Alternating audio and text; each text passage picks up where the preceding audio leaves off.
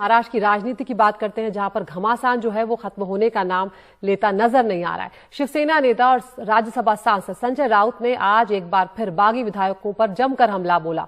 उन्होंने कहा कि बागी विधायक अपने बाप के नाम पर पार्टी बनाएं, वो बाला साहब के नाम का इस्तेमाल ना करें। इसके अलावा उन्होंने फिर कहा कि शिव सैनिक जमीन पर हैं और बस उन्हें इशारे की जरूरत है। आपको बता दें कि पिछले 2 दिनों में कुछ जगहों पर बागी विधायकों के दफ्तरों पर शिव सैनिकों ने हंगामा किया है। इसके अलावा बीजेपी पर इशारों में निशाना साधते हुए संजय राउत ने कहा कि बीजेपी इन 40 विधायकों को गुलाम बनाकर रखना चाहती है और अगर एकनाथ शिंदे मुख्यमंत्री बनना चाहते हैं तो बताएं। जो होना है होने दो, जो करना है करने दो। मुंबई में तो आना पड़ेगा ना, वहां बैठ कर क्या हमको सलाह और मार्गदर्शन कर दो। शिवसैनिक जमीन पर है, हजारों लाखों शिवसैनिक, हमारे एक इशारा का इंतजार है बस। लेकिन हमने अभी भी संयम रखा है। आप छोड़ गए हैं ना, तो अपने बाप का नाम दे दो। सभी ने जो जितने हैं अपने बाप के नाम पर पार्टी बनाओ और अपने बाप के नाम पर वोट मांगो। हमारा जो पार्टी का बाप है उसका क्यों आप इस्तेमाल कर रहे हो? आपको तो 100 बाप है उधर, कोई दिल्ली में है, कोई नागपुर में है, कोई मुंबई में है। हमारा बाप सिर्फ बाला साहब ठाकरे है एक। अगर एकनाथ शिंदे मुख्यमंत्री बनते हैं तो हमें बताइए, हम बोलेंगे हाँ एक शिवसैनिक को मुख्यमंत्री बनाया। उस वक्त नहीं बनाया था, 2019 में एक शिवसैनिक को मुख्यमंत्री बनाने को विरोध किया था बीजेपी ने और देवेंद्र जी ने। और आज भी वो ये 40 लोगों को गुलाम बनाकर रखना चाहते हैं और बाला साहब ठाकरे की शिवसेना, मराठी मानुष की शिवसेना खत्म करना चाहते हैं महाराष्ट्र से। तो यहाँ पर संजय राउत ये बयान इसलिए दे रहे हैं या इस तरह का हमला इसलिए कह रहे हैं क्योंकि खबरें ये आई थी कि एकनाथ शिंदे जो है वो बाला साहब के नाम पे एक शिवसेना, जो अलग से शिवसेना जो है पार्टी, उसका गठन करना चाह रहे हैं और इसीलिए वो कह रहे हैं कि अपने बाप का नाम का इस्तेमाल करें। उसके बाद संजय राउत ने ट्वीट कर बागी विधायकों पर तंज भी कसा है। उन्होंने लिखा कि कब तक छिपोगे गुवाहाटी में, आना ही पड़ेगा चौपाटी में। सुनील सिंह हमारे साथ जुड़ रहे हैं फोन लाइन पर। सुनील, यहाँ पर हम लगातार देख रहे हैं कि अब जो है सिर्फ आरोप प्रत्यारोप या एक तरह से कहे कि छीटाकशी का दौर चल रहा है, तंज कसे जा रहे हैं, लेकिन जमीन पर क्या कुछ कोशिशें हो रही हैं दोनों तरफ से, ये बताएं। जिसे आप छीटाकशी या तंज की बात कर रही हैं, दरअसल वो जो है एक दबाव तंत्र है।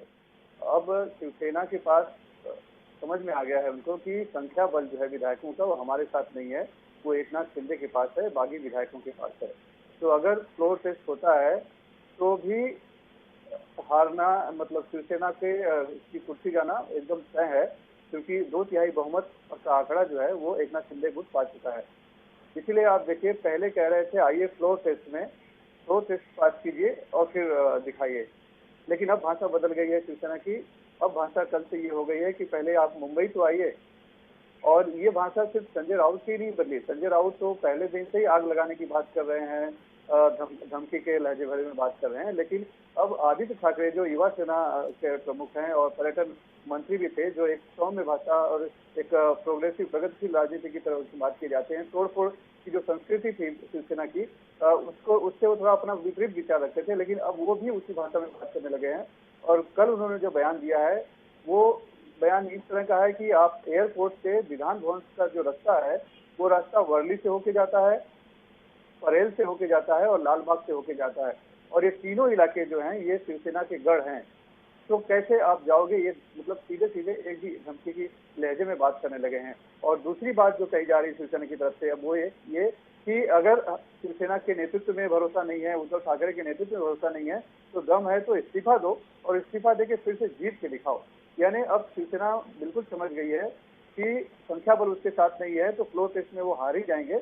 लिहाजा अब दबाव तंत्र का इस्तेमाल किया जा रहा है, धमकी देने की बात की जा रही है। और इस हिसाब से या तो परिवार पे दबाव पड़े या फिर वो जो दूसरे लोग हैं सभी तो वापस नहीं आ सकते, लेकिन मान लीजिए 38 में कुछ ऐसे होंगे जो इस डर से वापस चले आए। इस तरह की कोशिश की जा रही है और समय निकाला जा रहा है। जितना ये समय निकलता जाएगा उतना ही जो शिवसैनिकों का गुस्सा है वो धीरे धीरे बढ़ता जाएगा, उबाल बढ़ता जाएगा। और जो रिएक्शन हम देख रहे हैं 2-3 दिनों से, अब वो और आगे बढ़ता चला जाएगा। तो यहाँ बाजी हाथ से निकलती देख कहीं ना कहीं अब जो संजय राउत हैं, चाहे आदित्य ठाकरे हो चाहे उद्धव ठाकरे, उनका गुस्सा यहाँ पर सामने निकल कर आ रहा है और एक तरह से चेतावनी जो है वो इशारों में बार बार दी जा रही है। जैसा कि संजय राउत ने भी कहा कि शिव सैनिक जमीन पर हैं, उन्हें बस इशारे की जरूरत है।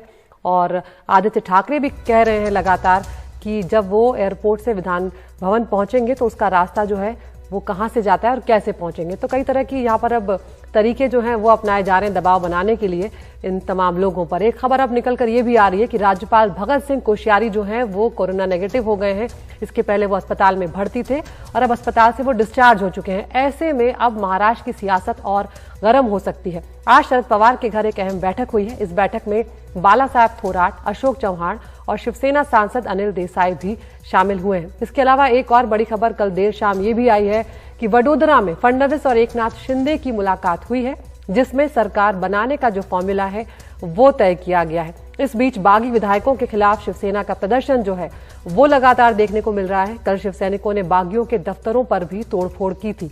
एहतियातन मुंबई में 10 जुलाई तक और ठाणे में 8 जुलाई तक धारा 144 जो है वो लागू कर दी है, क्योंकि शिव सैनिकों का गुस्सा जो है वो लगातार इन बागियों पर फूटता हुआ नजर आ रहा है।